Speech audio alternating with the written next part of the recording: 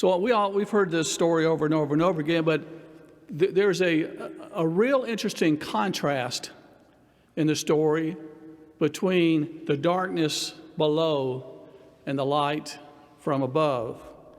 And down below, down there in the seats, were these scribes. And the scribes are what you would think a scribe today is. They wrote things down. Well, basically, their jobs back then was to rewrite the Torah, which is the 5 first books of the Old Testament. And so they would do this over and over and over again. So they knew what the Torah said. They knew exactly what Moses had said.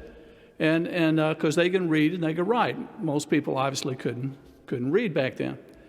And so they knew. And they were sitting there listening to Jesus, waiting for him to make a mistake.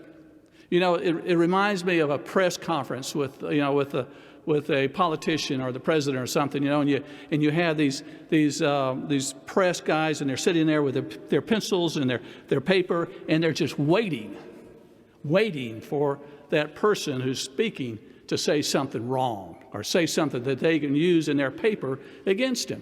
That's what these guys were doing. They were just sitting there waiting for Jesus to say something that they could use. They could go back and see their fellow scribes and the Pharisees and say, this is what this man Jesus did.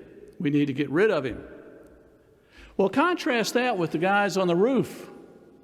Down here you have this darkness and this hate and this evil and this trying to do something bad. And up on top you have these men who have carried this man across town and got to the house, and they couldn't get in, so they go find him a ladder, and they put it up the ladder, and they go up there, and they have to tear across the roof and slide their friend in.